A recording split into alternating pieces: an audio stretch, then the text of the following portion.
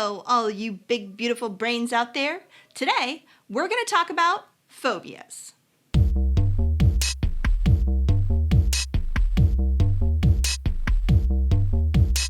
Before we get started, take a minute to subscribe to Psy vs. Psy. Help out your friendly neighborhood psychologist while I tell you all about phobias. Ever had a friend that was so scared of doing something that they just couldn't do it? Or have you ever seen something that made you so irrationally scared that you just couldn't handle it? Usually when these sorts of things happen, it's because of a phobia. Phobias are extreme anxiety, just focused on one certain object or behavior. Phobias can come from lots of different places. For instance, you could gain a phobia from classical conditioning, like little Albert being scared of the rat. It could be from social learning, like modeling.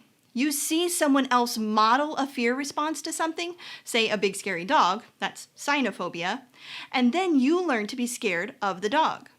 Chances are, it has a lot to do with a concept called resilience, which is someone's natural level of bouncing back after being exposed to something frightening. For instance, one kid might fall off a swing and then gain a fear of heights, or falling. But another kid can fall off the swing 30 times and just keep getting right back on. Their natural threshold for that anxiety is much higher.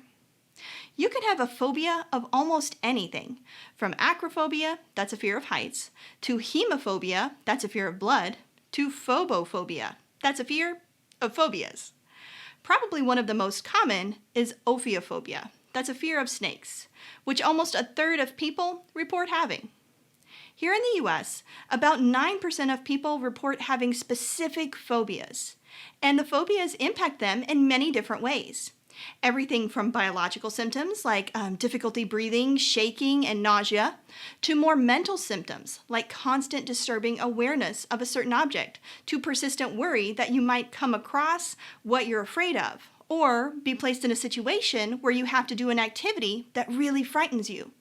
For instance, once on a hike, my friends all went across this super high rickety bridge with just reckless abandon, and I was like, nope.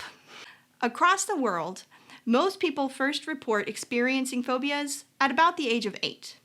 But in order to be classified as a phobia, the feeling of extreme fear has to last for quite some time.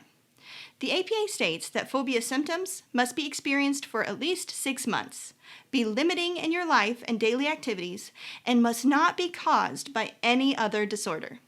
If you want to know more about phobias or other psychological conditions that can affect you, make sure you subscribe to Psy vs. Psy so you can get all of our other videos and you can learn all about the science of psychology. Until next time, keep thinking, and I'll see y'all later. Bye!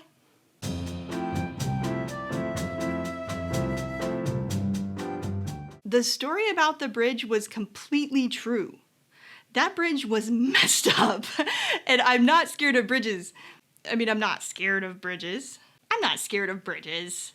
I like Jeff Bridges.